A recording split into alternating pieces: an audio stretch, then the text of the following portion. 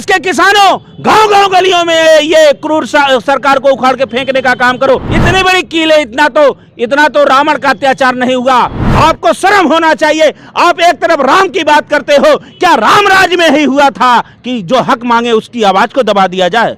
क्या राम राज में यही हुआ था? किसान को अगर कोई खालिस्तानी कहता है, कोई पाकिस्तानी कहता है, कोई आतंकवादी कहता है, तो वो आतंकवादी है, वो धूर्तबाजी है, वो राष्ट्र विरोधी है, क्रूरता है, निर्दयी है। इतने तो अत्याचार अंग्रेजों ने नहीं किया, मुगलों ने नहीं किया, असुरी शक्तियों ने नहीं किया, जितना ये भारतीय जनता पार्टी, हमारे अन्नदाता जिन्होंने अपने पसीना से खून पीस करके ये जो है अन्न पैदा करते हैं, जिसका केवल वो मूल्य मांग रहे हैं कि हमें दाम दे दो, वो अपने पसीना की कीमत मांग रहे हैं, तो उनको लाठी चलाया जा रहा है। ये रामराज है तो असुर राज क्या कहा जाएगा?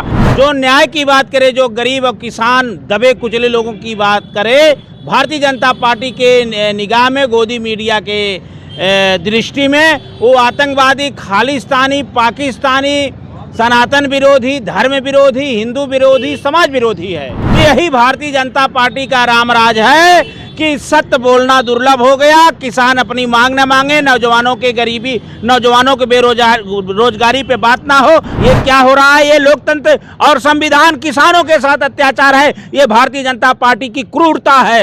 ये भारतीय जनता पार्टी के अंदर छुपी हुई असुरी शक्ति का प्रकोप है। ये भारतीय जनता पार्टी की नीयत ये दर्शाता है।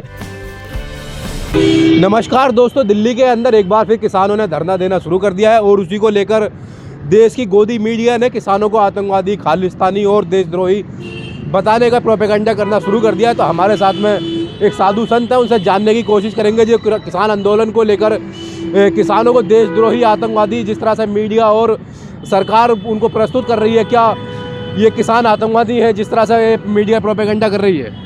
आप देखिए, जो भी सत्य की मांग करे, जो अपने हक की मांग करे, जो संविधान की बात करे, जो लोकतंत्र की बात करे, जो न्याय की बात करे, जो गरीब और किसान दबे कुचले लोगों की बात करे, भारतीय जनता पार्टी के निगाह में, गोदी मीडिया के दृष्टि में वो आतंकवादी, खालिस्तानी, पाकिस्तानी, सनातन विरोधी, धर्म विरोधी, हिंदू विरोधी, समाज विरोधी है।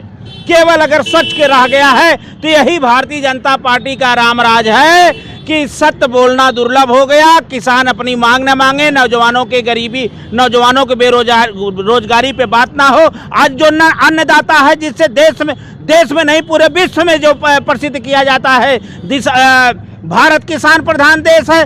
भारत के किसानों के साथ अत्याचार हुआ।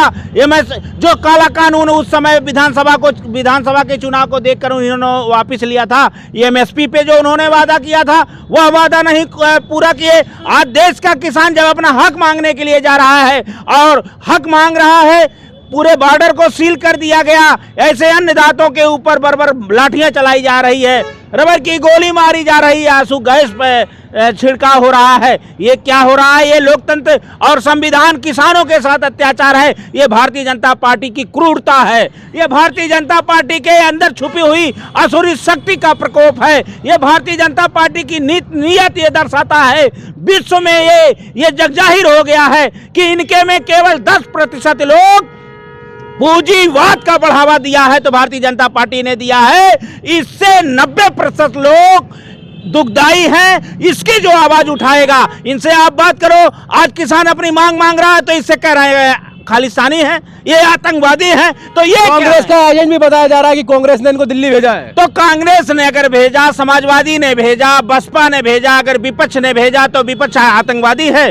विपक्ष की आवाज को आप दबा देंगे? ये भारत का लोकतंत्र है। आप उन्होंने हक की बात किया, आपने कहा किसानों की आय दुगना होगी। किसान पूछ रहा है, नौजवान पूछ रहा है 2 करोड़ नौकरी कहाँ है? किसान पूछ रहा है कि हमारी आय दुगना कहाँ है? महिलाएं पूछ रही है कि हमारा जो है ये सुरक्षा कहाँ है? बाइक चलाने वाला, चार चक्का चलाने वाला पूछ रहा है सस्ता पेट्रोल डीजल कहाँ है? जनता पूछ रही मणिपुर क्यों जला? जनता पूछ रही है आप धर्म राम राज लाने वाले मानसरोवर चीन से कब छुड़ाओगे? चीन क्यों घुस रहा है? जो भी पूछ रहा है खालिस्तानी। अफगानिस्तानी, कहीं हल्द्वानी की घटना, कहीं हिंदू मुसलमान की घटना। जब चुनाव आ जाता है तो आप कहते हैं राम राज हम लाए हैं, राम को लाए हैं, कृष्ण को लाए। अरे किसानों की आय दुगना कब लाएंगे? हवाई चप्पल पहनने वाले के लिए हवाई जहाज का टिकट कब लाएंगे? किसानों के लिए आय दुगना कब लाएंगे? किसान के साथ अरे मेरे देश के नौजवानों जागो, देश के किसानों गांव गांव गलियों में ये क्रूर सरकार को उखाड़ के फेंकने का काम करो। आप उनकी बात सुनते, उनको जाने देते। बॉर्डर पूरे मैं दिल्ली से चल के आ रहा हूं, अभी पूरे बॉर्डर को सील कर दिया गया। इतनी बड़ी कीले, इतना तो रावण का अत्याचार नहीं हुआ। ये बड़ा दुख का विषय है। ये दिल्ली के अंदर जो कीलें गाड़ी गई हैं, सड़कें खोदी गई हैं, इस तरह से बिहेव किया जा रहा है जिस तरह से पहले जमाने के अंदर विदेशी आक्रांता देश के ऊपर हमला करते थे तो उनको रोकने के लिए कीलें गाड़ दी जाती थी, सड़क खोद दिया जाता था, नहर बना दी जाती थी। तो क्या किसान पाकिस्तानी है, अफगानिस्तानी है जो इनको रोकने के लिए पूरे का पूरा दिल्ली को बॉर्डर को सील किया जा रहा है? ऐसा है, हिंदू कार्ड, मुसलमान कार्ड, राम का कार्ड, कृष्ण का कार्ड फेल है, फेल हो गया है, एकदम फेल। अगर नहीं होता तो ये आपने काम किया, बोलो ना मैंने नोटबंदी किया है, नोटबंदी किया, काला धन आ गया, वोट मांग लो। देश का सबसे बड़ा भ्रष्टाचार। आप बोलो किसानों की आय दुगना कहां हुई? आप बोलो नौजवानों को आपने नौकरी कितना दिया? आप बोलो कि महिलाओं की हमने सुरक्षा दे दिया? आप बोलो चीन को हमने खदेड़ दिया? ये केवल मुद्दा भटकाने वाले लोग हैं। अगर ये 24 का चुनाव, ये देश की जनता नहीं जागी और अंधभक्त नहीं जागे, जो अंधभक्ति में केवल चूर है। अंधभक्त कैसे जाग जाएंगे? वो तो खुद अंधभक्त है, इसलिए अंधभक्त। अरे वो जागेंगे, आएगा समय। जैसे कोरोना आया था तो महामारी आ गई तो बेटा के लाश को बाप नहीं छू रहा था, अब बेटे बाप की लाश को बेटा नहीं छुआ, माँ की लाश को नहीं छुआ। जब अपने पे आता है तो लोग जागेंगे। कहे सूर्य अगर उदय हुआ तो अस्त होगा, अस्त हुआ तो उदय होगा।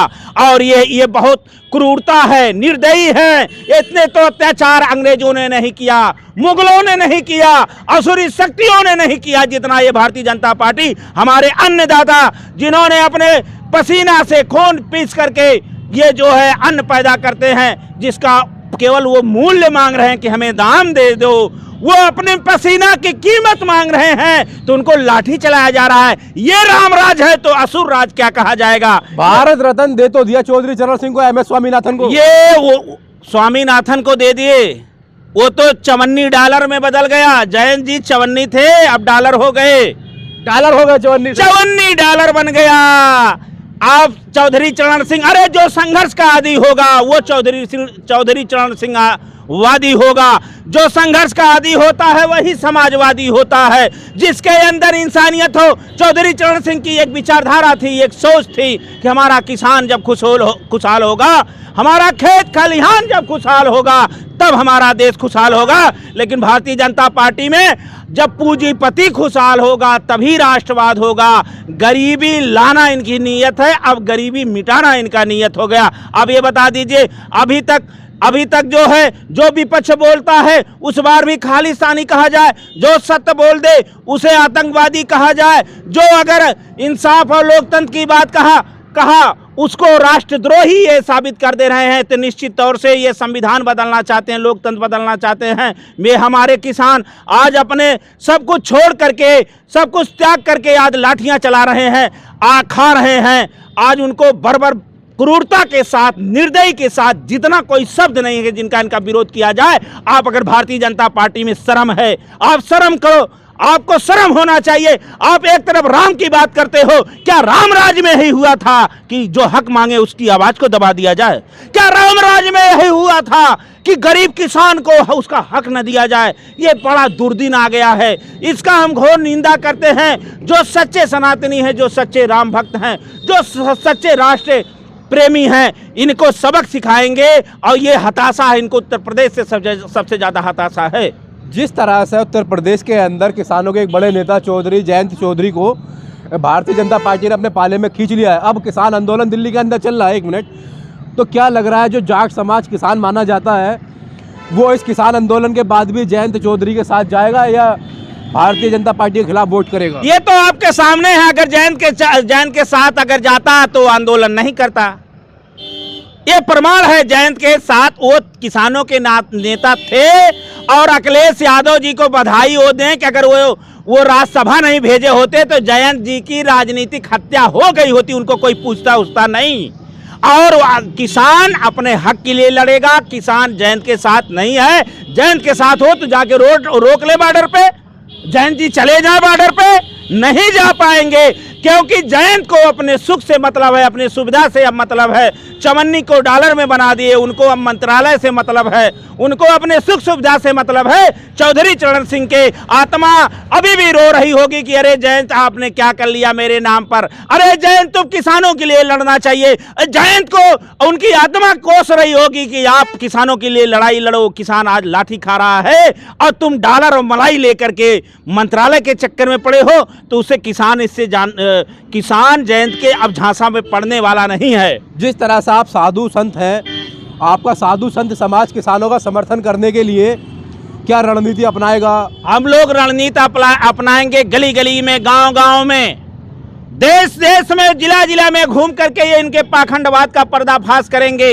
और पर्दाफाश करने के बाद इनका रूप स्वरूप आ रहा है, देश के सामने नहीं पूरे विश्व के सामने आ रहा है।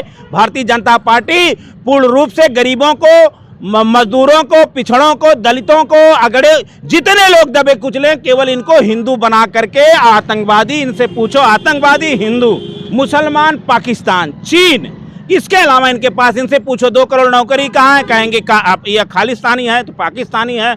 मणिपुर क्यों जला, हम चीन को घुसने नहीं देंगे। अरे राम को लाए, कृष्ण को लाए, जरा चीन से मानसरोवर भी लाओ, तब हिंदू राष्ट्र बनेगा। मानसरोवर लाओ।